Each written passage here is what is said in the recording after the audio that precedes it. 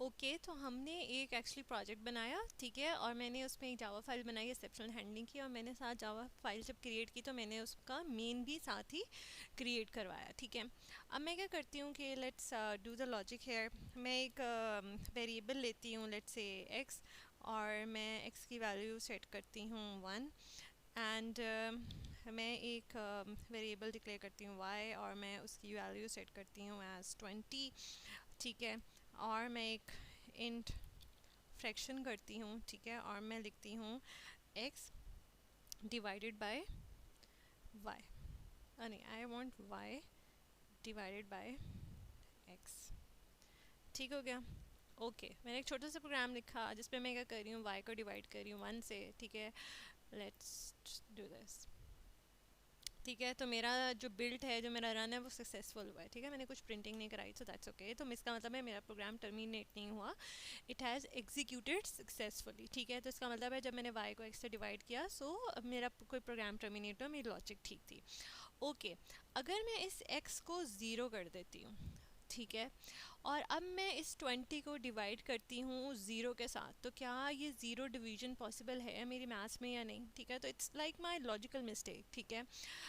मैं इस प्रोग्राम को जब बिल्ड करूँगी या रन करूँगी, ठीक है, तो मेरी ये एक्सेप्शन कॉट होगी, ठीक है। वो कहता है जी क्या एक्सेप्शन है, वो कहती है exception in thread in main, कहते हैं आपके इस मेन मेथड के अंदर आपकी एक्सेप्शन है, ठीक है।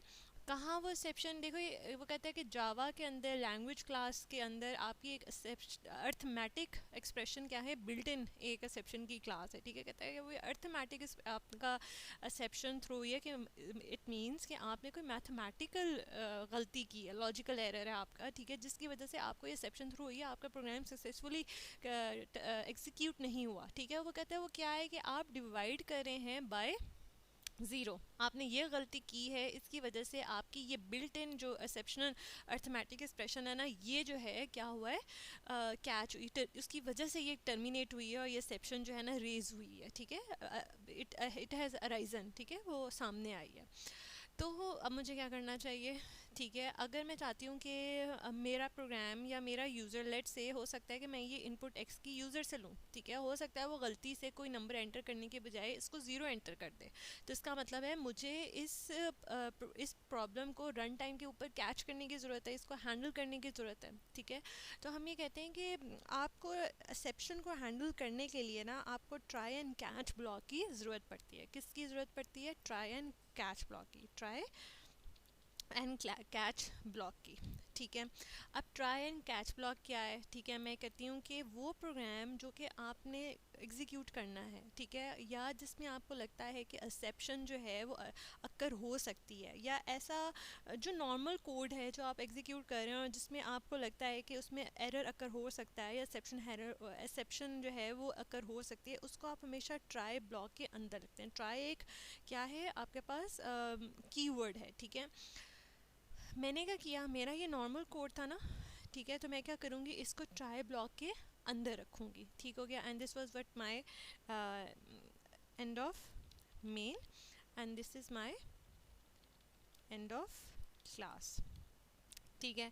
तो मैं क्या करूँगी, इस ट्राई के अंदर मैं उस कोड को लिखूँगी जिसके अंदर एक्सेप्शन अक्कर होने के चांसेस होते हैं। तो मेरे इस कोड के अंदर एक्सेप्शन अकर होने के चांसेस थे, इसकी वजह से मेरा प्रोग्राम टर्मिनेट हो रहा था, ठीक है। तो मैंने क्या किया, उसको ट्राई के अंदर क्या किया, प्लेस कर दिया ट्राई ब्लॉक के अंदर। अच्छा अब आप देखें, मुझे यहाँ पे ट्राई के अंदर साथ एक एरर आ रहा है, ठीक है। इस एरर का क्या मतलब है, ट्राई ब्लॉक जब भी आप डिक्लेयर करते हैं ना, या जब भी ट्राई ब्लॉक आप यूज़ करते हैं, तो उसके साथ कैच ब्लॉक ज़रूर होना चाहिए, ठीक है। तो कोई भी ट्राई ब्लॉक कैच के बगैर एग्जिस्ट नहीं कर सकता। आप कहते हैं भाई ट्राई दिस कोड, ठीक है, और अगर इसमें कोई एक्सेप्शन अक्कर होती है तो आपने उसको कैच करना है, ठीक हो गया। कैच का सिंटेक्स क्या है कि, सॉरी, आपने उसको कैच करना है। कैच क्या करना है, क्या एक्सेप्शन कैच करनी है, इसका मतलब है मुझे, मैं एक्सपेक्ट क्या करती हूँ कि मेरे इस कोड के अंदर, इस ट्राई ब्लॉक के अंदर क्या होगा, एक एक्सेप्शन थ्रो हुई थी जो कि क्या थी, ये थी अर्थमेटिक एक्सप्रेशन। मैं यहीं से ही इस टाइप को कॉपी करूँगी और मैं यहाँ कैच को पास करूँगी, ठीक है। मैं कैच को कहूँगी कि आपको एक अर्थमेटिक एक्सप्रेशन, अर्थमेटिक एक्सेप्शन जो होगी वो थ्रो की जाएगी, and you have to catch it, क्योंकि ये एक बिल्ट इन डिफाइन है अभी, ठीक है, मैंने तो नहीं इसको डिफाइन किया अर्थमेटिक एक्सेप्शन कौन सी हो सकती है, इस क्लास के अंदर डिफाइंड है। उनमें से एक प्रॉब्लम उन्होंने कहा कि जब भी आप किसी नंबर को ज़ीरो से डिवाइड करेंगे ना तो वो किस चीज़ के अंदर आती है, अर्थमेटिक एक्सेप्शन के अंदर आती है, ठीक है। तो ये एक बिल्ट इन क्लास है जिसने वो सारे प्रॉब्लम्स अर्थमेटिक के अपने अंदर जो है ना डिफाइन किए हुए हैं कि ये प्रॉब्लम्स जब भी अकर होंगे वो अर्थमेटिक एक्सेप्शन के अंदर आएंगे, ठीक है। मैंने वो उस क्लास का नाम दिया और मैंने उसको यहाँ पे ऑब्जेक्ट दिया, ठीक है। अब मैं कहूँगी क्या करूँगी, मैं कैच का ब्लॉक बनाऊँगी। देखिए जो ही मैंने ट्राई के साथ कैच का ब्लॉक दिया है ना, उसके ब्लॉक पैरेंथेसिस कंप्लीट किए हैं, तो मेरा वो ट्राई वाला एरर जो है वो क्या हो गया है, चला गया है, ठीक है। तो इसलिए हम ये कहते हैं कि जब भी आप ट्राई ब्लॉक बनाते हैं तो उसके साथ जो है ना आपको कैच ब्लॉक देना भी ज़रूरी होता है, ठीक है। या ओके अब एक और चीज़ भी है वो मैं आपको थोड़ी देर में बताती हूँ, ठीक है।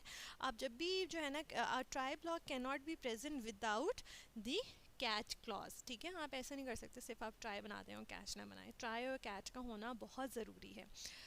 ओके अब क्या होगा, अच्छा यहाँ पे एक्सेप्शन थ्रो हुई, कैच ने उसको कैच किया, ठीक है। एक्सेप्शन कहाँ पे थ्रो हुई, इस लाइन ऑफ कोड पे, इस लाइन ऑफ कोड के ऊपर प्रॉब्लम आया, ठीक है। ये मेरा क्या है, ये मेरा एक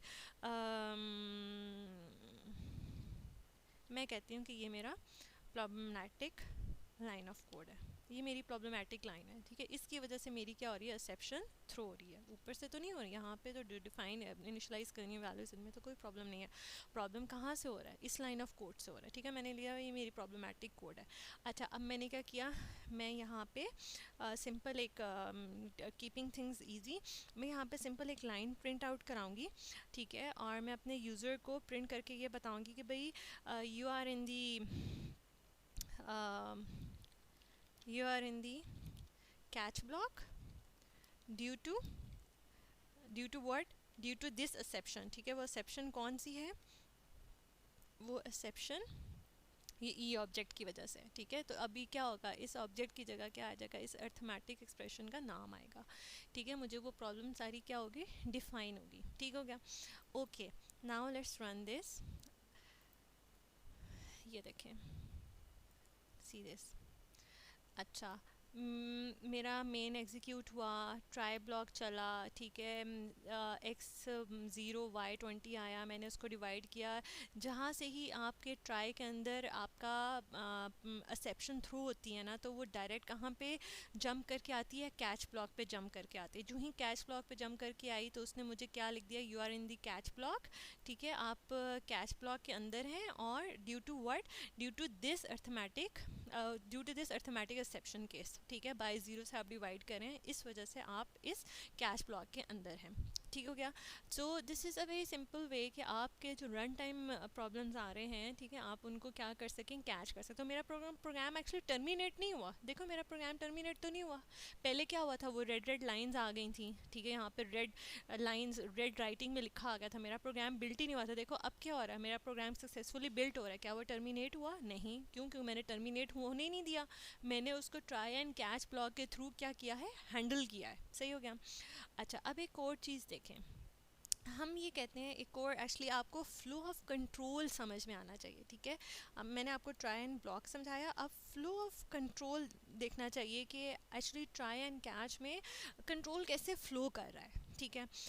अच्छा देखिए ट्राई ब्लॉक के अंदर जिस लाइन पे आपका प्रॉब्लम अक्कर होता है ना, उसके बाद आप जितनी लाइंस जो लाइन ऑफ कोड्स होंगी ना वो एग्जीक्यूट नहीं होंगी, ठीक है। फॉर एग्जांपल मैं यहाँ पे लिखती हूँ, मैं यहाँ पे एक सिंपल लाइन प्रिंट कराती हूँ आपको समझाने के लिए, प्रिंट एलन, यहाँ पे लिखती हूँ आई विल नॉट एग्जीक्यूट, ठीक है। अच्छा क्या ये लाइन एग्जीक्यूट होगी या नहीं, ठीक है। तो हमारी लॉजिक ये कहती है कि भाई जब ट्राई ब्लॉक के अंदर इस लाइन पे ऊपर प्रॉब्लम आएगा ना, जो ही एक्सेप्शन थ्रू होगी तो यहाँ से जंप करके कहाँ आना चाहिए, कैच में आना चाहिए। तो क्या ये लाइन एग्जीक्यूट होगी, ठीक है, ये लाइन एग्जीक्यूट नहीं होगी, ठीक है। आपका जिस लाइन ऑफ कोड के ऊपर एक्सेप्शन थ्रू होती है ना, उसके बाद वाली लाइंस जो हैं वो एग्जीक्यूट नहीं होती, ठीक है। लेट्स रन दिस, ठीक है। अच्छा अब ये मेरा क्या हुआ, मैंने रन किया, मेरी एक्सेप्शन थ्रो हुई, उसके बाद क्या मेरा जो है मेरा JVM जो है वो क्या इस लाइन के ऊपर आया? नहीं, किसके ऊपर आया? कैच के ऊपर आया। कैच के ऊपर आया तो you are in the catch block, you are in the catch block due to this, मेरी ये लाइन प्रिंट नहीं हुई। तो हमारा एक्सेप्शनल हैंडलिंग के अंदर जो एक की पॉइंट ये है, ठीक है, इन बातों को प्लीज़ याद रखिएगा कि ट्राई ब्लॉक में जिस लाइन के ऊपर आपका प्रॉब्लम अक्कर होता है ना, उसके बाद वाले में आप जो भी लाइंस लिखी हुई हो, इन द केस कि एक्सेप्शन अक्कर हुई है, वो लाइंस ऑफ कोड एग्जीक्यूट नहीं होगा, ठीक है। अच्छा, अब एक अगला थर्ड पॉइंट देखते हैं, ठीक है।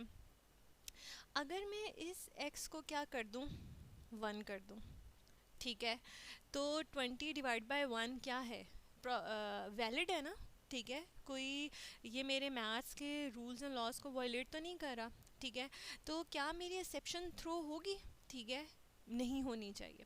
क्या ये मेरे लिए प्रॉब्लमैटिक लाइन होगी? अब नहीं, ये अब मेरे लिए प्रॉब्लमैटिक लाइन नहीं होगी, ठीक है। वो क्या करेगा? 20 divide by 1, answer will be 20, और फ्रैक्शन के अंदर मेरे पास क्या सेव हुआ होगा? मेरे पास 20 सेव हुआ होगा, ठीक है। तो ये लाइन पे मेरी एग्जीक्यूट होनी चाहिए ना अब, ठीक है।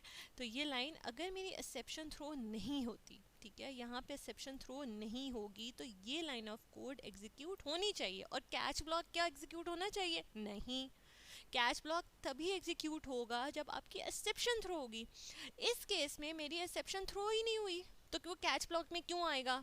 क्या ये प्रिंट होना चाहिए? ये प्रिंट नहीं होना चाहिए, ठीक है। लेट्स, अब मेरे पास क्या प्रिंट, मैं क्या एक्सपेक्ट करती हूँ, मुझे क्या जो है वो लिखा हुआ है स्क्रीन पे, आई विल एग्जीक्यूट, ये लाइन एग्जीक्यूट होनी चाहिए अब, और कैच ब्लॉक प्रिंट नहीं होना, कैच ब्लॉक एग्जीक्यूट नहीं होना चाहिए। और उसके अंदर मैं सिंपल एक चीज़ प्रिंट करा रही हूँ, ये मेरी स्क्रीन पर प्रिंट नहीं होनी चाहिए, ठीक है।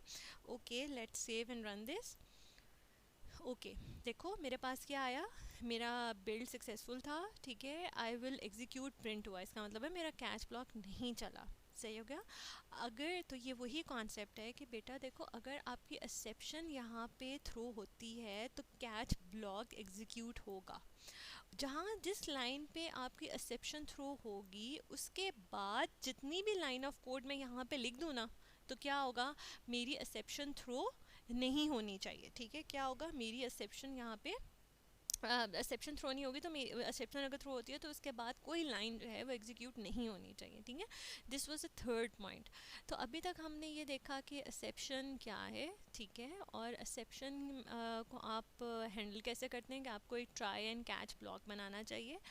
फ्लो ऑफ कंट्रोल क्या है, ठीक है, ट्राई के अगर आपकी एक्सेप्शन जो है वो अकर करती है तो आपका कैच ब्लॉक एग्जीक्यूट होना चाहिए। और जिस लाइन के बाद जिस लाइन पे आपकी प्रॉब्लम आ रही है ना, एक्सेप्शन थ्रो हो रही है, तो उसके बाद वाली लाइंस एग्जीक्यूट नहीं होती, ठीक है। और अगर मेरी एक्सेप्शन यहाँ पे थ्रो नहीं हुई तो मेरा कैच ब्लॉक भी एग्जीक्यूट नहीं होगा, ठीक है। भाई कोई एक्सेप्शन ही थ्रो नहीं हुई तो उसने क्या कैच करना है, उस चीज़ को क्या हैंडल करना है? जब एक्सेप्शन थ्रो होगी तभी तो आपका उसको हैंडल हमने करना है, ठीक है। तो इस चीज़ को याद रखें।